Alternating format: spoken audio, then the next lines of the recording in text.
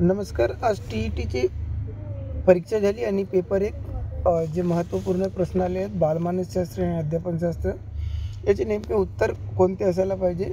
आपण एक सटीक उत्तरपत्रिका तुमच्यासाठी घेऊन येत आहे.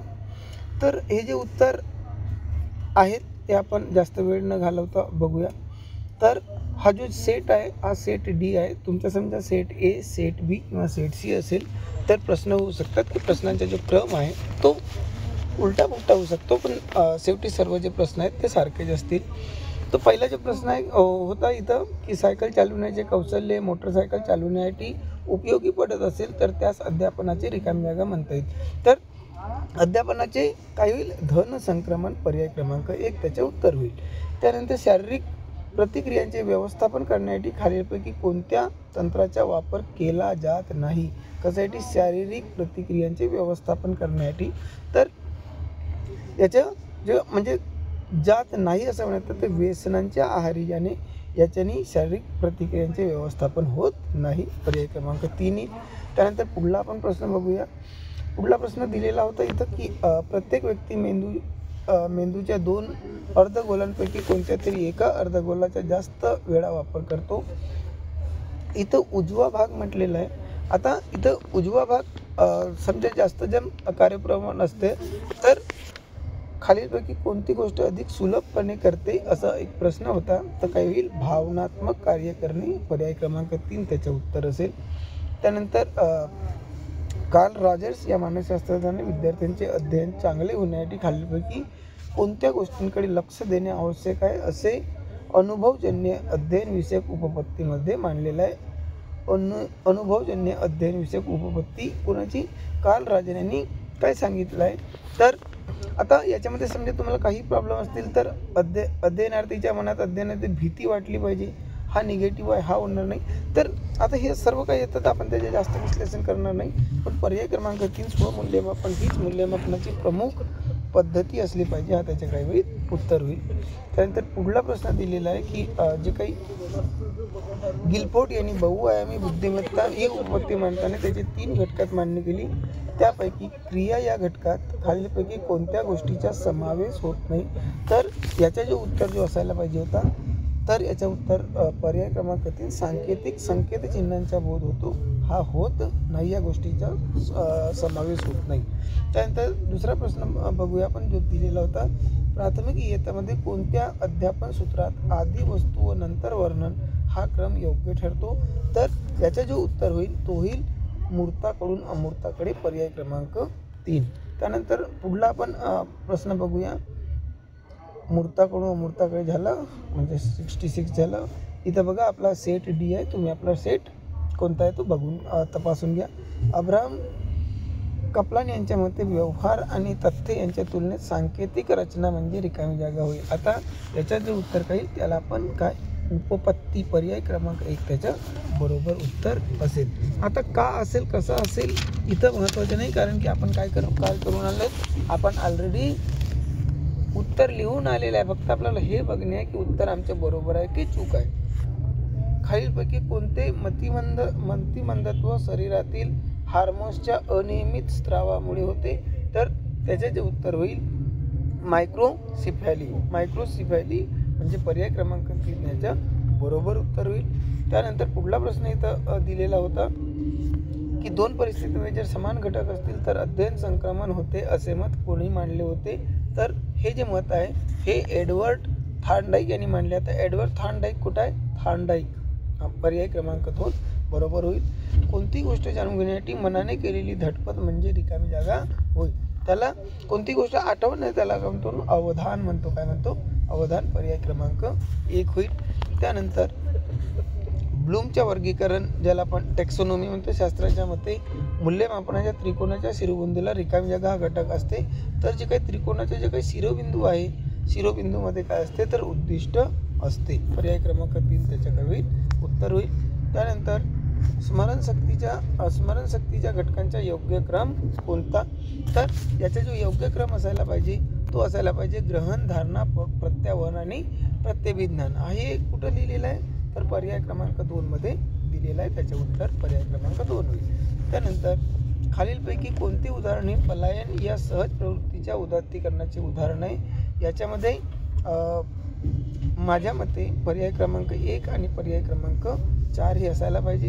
विद्यार्थ्यांना कराटे खेळण्याची शिकते, वाघ दिसतात पडून आणि तुम्ही जर लिहिलं असाल तर खरोखर चुकीच्या होईल. 1 आणि 4 मध्ये मला कन्क्लुजन आहे. आपण बघूया नंतर जी उत्तरपत्रिका येईल त्याच्याने आपण तपासून घेऊया. त्यानंतर पुढला प्रश्न दिलेला आहे की मेरिल यांनी मांडलेल्या ज्ञानरचनावादाचे खालीलपैकी कोणते गृहीतक अयोग्य आहे? इथं अयोग्य आहे म्हटलेलं आहे. तर पर्याय क्रमांक 2, अध्ययनातून लावलेल्या अर्थाबाबत चर्चा घडून दृष्टिकोनाची देवाणघेवाण होते मात्र स्वतःची आंतरिक भूमिका स्थिर राहते. हा त्याच्या काय होईल? उत्तर होईल. त्यानंतर पुढला प्रश्न आपण बघून घेऊया. पुढला प्रश्न काय म्हणत आहे की खालीलपैकी कोणत्या विधानामध्ये अध्यापन पद्धती व अध्यापन कार्यपद्धती यातील फरक दिसून येत नाही? फरक दिसून येत नाही असं म्हटलेलं आहे. तर याचं जे उत्तर आहे दिसून येत नाही हे काय असायला पाहिजे की कार्यनीती अध्यापनाला शास्त्र मानते तर पद्धती अध्यापनाला कला मानते. ते सुद्धा एक आहे कलाच आहे, म्हणजे पर्याय क्रमांक 2 त्याच्या बरोबर उत्तर होईल. त्यानंतर खालीलपैकी कोणत्या आंतरक्रियांचा समावेश सांस्कृतिक आंतरक्रियांमध्ये होत नाही असं विचारलेलं आहे? तर समाजामध्ये घडणाऱ्या घटनांचे विश्लेषण वैज्ञानिक दृष्टिकोनातून, इथं काय म्हटलेलं आहे? सांस्कृतिक आंतरक्रिया म्हटलं आहे, तिथं वैज्ञानिक दृष्टिकोन येणार नाही, म्हणजे पर्याय क्रमांक 3 त्याच्या काय असेल? बरोबर उत्तर असेल. त्यानंतर आपण पुढला प्रश्न बघूया जो दिलेला होता की ताणतणावाच्या व्यवस्थापनासाठी आवश्यक वर्तन बदलामध्ये खालीलपैकी कोणते विधान अनुकूल नाही असं विचारला होता?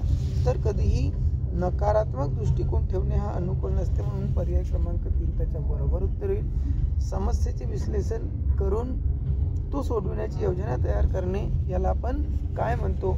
तर याला आपण काय म्हणतो? विचार प्रक्रिया असे म्हणतो.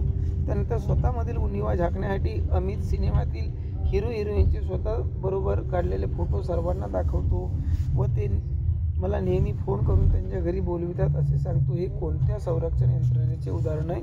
तर ते तादात्म्य या संरक्षण रचनेचे काय किंवा यंत्रणेचे काय उदाहरण आहे. त्यानंतर पुढला प्रश्न इथे दिलेला होता की आसुबेल यांनी आशय अध्यापन विद्यार्थी अभ्यासक्रम यासंबंधी विचार करून मांडलेल्या सिद्धांतांमध्ये खालीलपैकी कोणत्या पायरीचा समावेश होत नाही म्हटलं आहे? तर अध्ययन उद्दिष्टे याचा समावेश होत नाही. कोणाच्या? आशय जे आसुबेल यांनी जे आशय अध्यापन विद्यार्थी मांडलं तिथं. त्यानंतर लहान मोठा आखूड लांब है ना, याबद्दल जीन पियाजे यांनी मांडलेल्या खालीलपैकी कोणत्या विकासामध्ये घडून येते? तर हा मूर्त क्रियाकाल अवस्था है ना, जी 7 ते 11 वर्ष याचं काय असते? वयोगट असते. तर पर्याय क्रमांक 3 याचं काय असेल? उत्तर असेल. त्याच्यानंतर पुढला प्रश्न दिला आहे की एका वर्तुळाची त्रिज्या 7 सेंटीमीटर आहे तर त्या वर्तुळाचे क्षेत्रफळ किती? अरे गुरुजी हा गणित होय का जी? अरे गणित नाही आहे, हा बालमानसशास्त्र आहे. त्याच्यानंतर काय होता? हा प्रश्न कोणत्या उद्दिष्टांशी निगडीत आहे? आपल्याला फक्त उद्दिष्ट पाहिजे होता, तर हा उपयोजन असं त्याचं काय होईल? उत्तर होईल. त्यानंतर डोळ्यांनी ग्रहण केलेली दृक संवेदनाचे ग्रहण करून त्यावर प्रक्रिया करणे प्रतिमांचा अर्थ लावण्याचे काम मेंदूतील कोणत्या भागातील केंद्रामार्फत केले जाते? तर त्याचं उत्तर असायला पाहिजे पार्श्व मस्तिष्क भाग, पर्याय क्रमांक 1. त्याच्यानंतर शिक्षकाने विद्यार्थ्यांना नवीन ज्ञान देण्यापूर्वी त्यांचे पूर्वज्ञान पक्के केलेले असतील किंवा असले पाहिजे असे मत कोणी मांडले? तर हे जे मत आहे हे मत मांडणारे कोण होते? तर हा जो उदाहरण आहे आपला ज्या 64 क्रमांकाचा, तर जेरोम ब्रुनर यांनी मांडलेला आहे. इथं ब्रुनर दिलेला आहे, जेरोम ब्रुनर हा त्याच्या बरोबर उत्तर होईल. त्यानंतर क्रमान्वित अध्ययन पद्धतीमध्ये एक विधान किंवा प्रश्न व त्याचे उत्तर याला तांत्रिक परिभाषेत चौकट म्हणतात. नवा भाग शिकण्यासाठी विषय प्रतिपादनाची तयारी म्हणजे रिकामी जागा चौकट होय. तर आता याला काय होईल? ज्ञान संपादन असे आपण म्हणूया. पर्याय क्रमांक 2 त्याचं उत्तर असेल.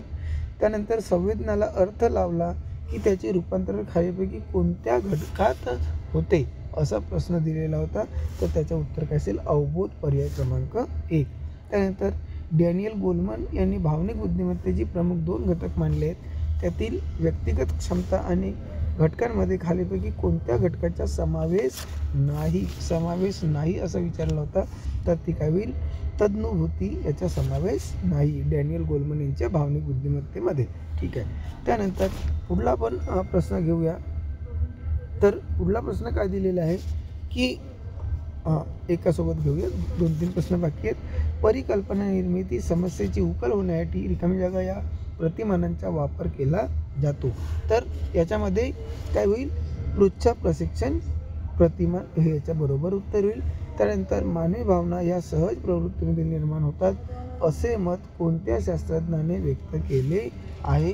तर हे जे मत आहे हे मॅकडुगल यांनी मांडलेलं आहे. त्यानंतर एकच कसोटी एकाच परीक्षकाने वेगवेगळ्या वेळी तपासली तरी गुणांमध्ये जास्त फरक पडत नाही, किंवा एकाच कसोटी अनेक परीक्षकांनी तपासूनही गुणात फरक पडत नाही, या विभागातून कसोटीचा कोणता निकष साध्य होतो. तर त्याला आपण वस्तुनिष्ठता हा जास्त प्रमाणातील विश्वसनीय सुद्धा होऊ शकते, पण माझ्या मते हा वस्तुनिष्ठता राहायला पाहिजे. मी इथंच थांबतो. नमस्कार.